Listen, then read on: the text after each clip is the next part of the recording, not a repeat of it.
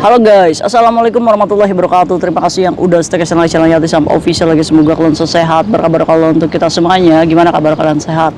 Waras Kasam, masya Allah, Kasam lagi berjemur cuy, lagi menggugurkan lemak-lemak di badan. Serius, Kasam lagi diet. Aduh, pusing deh Kasam, nambah gemoy cuy gara-gara setiap malam dengerin keluhan kalian ya sambil ngemil, sambil ngopi. Lupa udah terlalu berlebihan ini lemaknya, masya Allah. Jadi Kasam lagi berjemur ini supaya rontok lemaknya. Aduh, gimana nih kabar kalian, lagi pada ngapain ini cuy? Tadi udah berdoa belum sih? Ya semoga kita selalu dalam lindungan Allah ya cuy ya, sampai lupa kayak Tisam. Oke, hari ini kita bahas apa? Aduh cuy, ini kan kemarin itu kan parlemen itu mengajukan kepada pemerintah ya untuk membentuk undang-undang perlindungan kepada majikan. Jadi majikan ini udah pada kena mental cuy, gara-gara kalian sih ya. Kalian utang-utang pinjol, utang-utang bank 1, bank 2, bangkong aja nggak kebayar gitu kan, sampai bank 4, 5, 6, 7, 8, jadi nggak kebayar semua. Yang dikejar majikan, kasihan ya kan, di report, di SMS-in, di WhatsApp terus. Nah kalian ini kan kerja di Hongkong ini kan membantu ya pekerjaan majikan. Nah sekarang di sini kalian minta bantuan majikan untuk menyelesaikan persoalan keuangan kalian. Ini kan gak adil aja ya untuk pemberi kerja, bener nggak? Jadi wajar nggak kalau majikan mecat kalian? Ya wajar aja, Kaisam rungsing. Iyalah, orang dia aja ngurus anak, ngurus suami, sekolah, biaya mahal dan lain-lain. Kalian itu di situ itu untuk membantu meringankan pekerjaan mereka saat mereka sampai keceklukan, guys.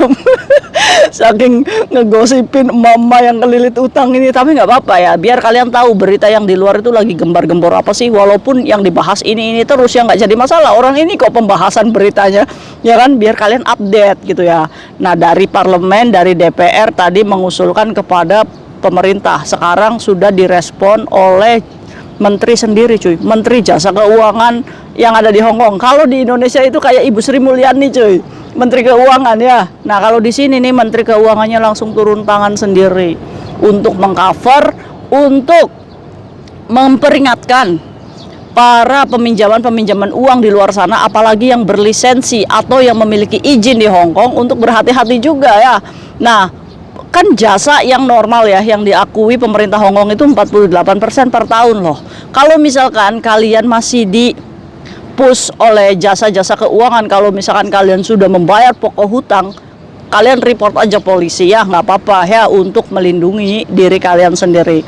Oke, terserah itu majikan mau mempertahankan kamu kerja atau enggak, yaitu urusan balik lagi kepada majikan ya. Yang pertama ya, kita harus melindungi diri dari debt collector itu. Kalau kita sudah membayarnya lebih pokok hutang banyak gitu, report aja polisi. Apalagi nih teman-teman kita yang jadi rentenir mingguan dan lain, wis report aja polisi. Pak, saya hutang di sini, saya sudah membayar, ini orangnya, ini pembayarannya, dia masih ngepush saya Pak, mau itu lagi, report aja. Apalagi kita punya data si rentenir mingguannya itu ya. Sebenarnya kesalahannya ini pada siapa? Kesalahannya ya pada kita sendiri gitu.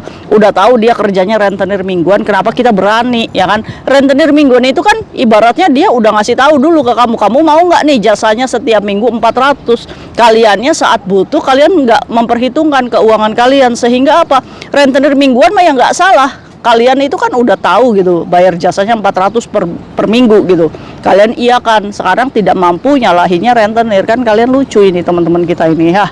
Jadi buat kalian yang kerjanya rentenir mingguan, Kaisam tahu modal kalian itu dari orang lain juga ya. Jadi buat apa kalian itu stres? Toh teman-teman kita di luar sana ini padahal kenyataannya nggak mampu membayar ya. Jadi jangan sampai bangkrut nih untuk rentenir mingguan. Kayak Tisam tahu modal kalian itu dimodali sama orang lain juga ya.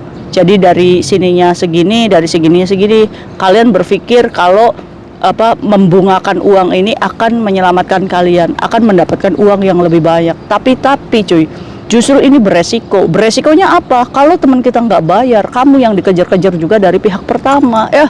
Daripada kalian hidup rumit ya di Hongkong. Kenapa sih kita tuh nggak hidup santuy aja gitu? Bangun tidur ngopi, saya harus kerja, saya cuci WC, sabarlah sampai gajian di tanggal 25 misalkan gajian, ya sudah secukupnya. Kasih yang ada di Indonesia misalkan 3 juta, sisanya kita simpan di sini. Adem cuy, hidup kayak gini ya. Tapi kan kayak saya udah ditipu sama teman ya, ini justru ini ya. Bahkan yang udah ditipu juga laporan ke KJRI, katanya yang nipunya nih, yang bawa duitnya nih ngancem-ngancem KJRI, katanya pencemaran nama baik. Kan ini kan orang yang utang tuh nggak tahu diri gitu cuy. Mereka tuh nggak niat bayar. Kalau dia punya hutang harusnya dia niat bayar ya. Ini permasalahannya bukan antara dia, bank atau apapun ya. Ini permasalahannya hablum minallah, hutang ya harus hutang. Akad hutang itu disaksikan dua malaikat nih, dicatat ya. Walaupun kamu jauh kemanapun ya, utang tetap ada catatannya.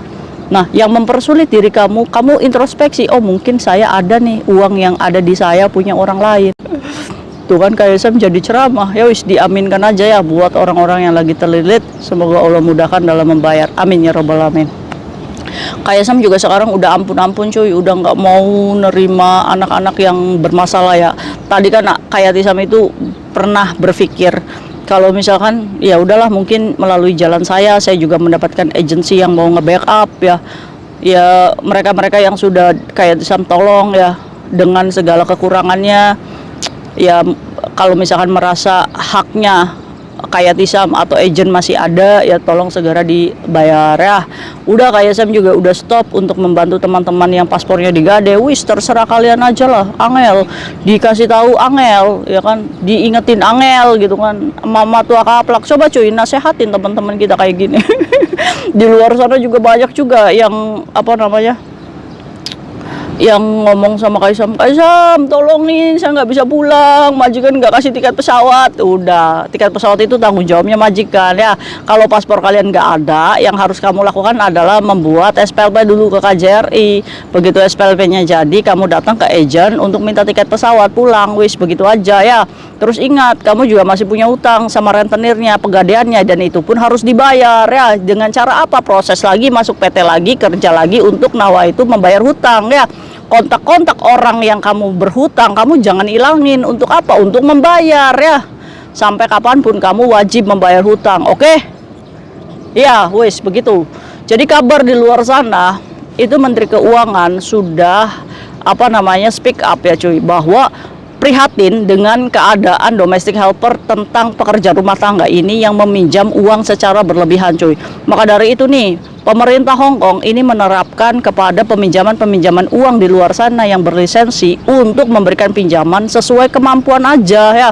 Jadi jangan bro 10.000, 20.000, 30.000 ya kan. Kalau misalkan ada nih ketahuan sama pemerintah Hong Kong, bahkan bank yang berlisensi itu akan mendapatkan fajin 100.000 Hong Kong dolar cuy, dan sel prodeo 2 tahun. Itu pemilik lisensi banknya ya. Nah, jadi buat kalian yang terlilit bank-bank kecil nih, kalau kalian sudah membayar pokok lebih gitu cuy, dan masih dipush aja sama debt collector, ya kamu bikin report aja ke polisi ya. Biar polisi ini apa namanya melindungi kamu gitu dari ancaman-ancaman seperti ini. Karena apa? Karena kita nanti lihat lagi nih bunga jasanya yang diterapkan ini masuk legal atau ilegal gitu, ya kan?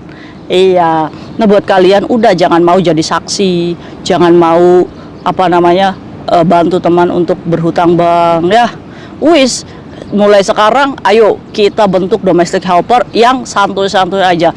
Ini beritanya nih setiap hari dibahas ya cuy ya. Kalau beritanya semakin hari semakin dibahas, siapa yang dirugikan? Dirugikan adalah pekerja migran yang majikannya mafan dan tidak punya utang, itu yang dirugikan. Teman-teman kita yang lempeng-lempeng aja gitu, tapi majikannya mafan. Ini yang dicurigai.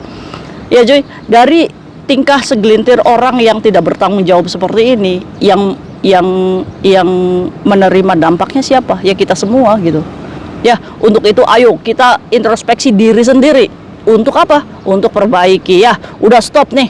Apapun yang terjadi buat kalian yang udah nih saat ini kelilit bank dan gak bisa bayar, yang harus kalian selamatkan apa? Dokumen ya. Karena dengan dokumen itu saat kita dipecat, kita bisa cari majikan nawa itu untuk membayar hutang di majikan baru, oke? Sampai keringetan semua kayak Tisam, dan ini sudah panas ya. Mungkin itu informasi yang bisa kayak Sam bagi ke kalian. Ayo coba kita sama-sama semangat pekerja migran bebas hutang dan rentenir. Amin ya rabbal alamin ya. Ayo cuy, semangatin teman-teman kita yang udah jatuh, yang udah kelilit, udah peteng nih ya. untuk la haula wala quwata illa billah kita tempuh jalur langit. Ya Allah, mudahkan dan ampuni saya sudah melewati batas bermain riba. Buat kalian-kalian yang udah jadi rentenir, semoga juga membantu nih untuk perbaikan nama pekerja migran. Kan kamu warga Indonesia cuy, masa iya kamu memalukan Indonesia gitu kan? Ya udah stop. Pekerja migran Indonesia menjadi pembantu kasarnya lebih terhormat daripada kita banyak emas, daripada kita banyak uang, daripada kita pamer segala-gala, tapi pekerjaan kita adalah rentenir. Rentenir itu apa sih cuy? Memakan daging teman kita sendiri. Ya, rentenir itu hadir di tengah kehimpitan, kesulitan sendiri. Jadi jangan pernah berkata bahwa rentenir itu membantu cuy, tapi mereka itu bukan membantu, mereka adalah berusaha mendapatkan penghasilan lebih dari kesulitan kita. Yang salah siapa? Diri kita. Salahkan diri kita sendiri. Kenapa kita larinya ke mereka? Mereka ya memang tugasnya seperti itu, kerjanya seperti itu ya. Jadi jangan pernah menyalahkan siapa-siapa, introspeksi masing-masing. Iya, saya salah kayak Sam, tapi di atas saya salah, insya Allah saya akan berubah. Amin ya rabbal alamin. Semangat ya. Jadi udah ditangani oleh Menteri Keuangan, dan undang-undangnya ini akan disahkan ya cuy ya. Jadi bank-bank yang memberikan pinjaman di luar kemampuan pekerja migran itu akan kena fatjin. Ya alhamdulillah sih dari sini kita lebih berpikir ulang gitu untuk hutang bank atau apa ya cuy ya. Amin ya rabbal alamin. Demi kemajuan pekerja migran dan majikan ya. Mungkin itu aja sharing sama hari ini, semoga bermanfaat dan menginformasikan kepada kalian. See you next video, bye bye. Assalamualaikum warahmatullahi wabarakatuh. Bye.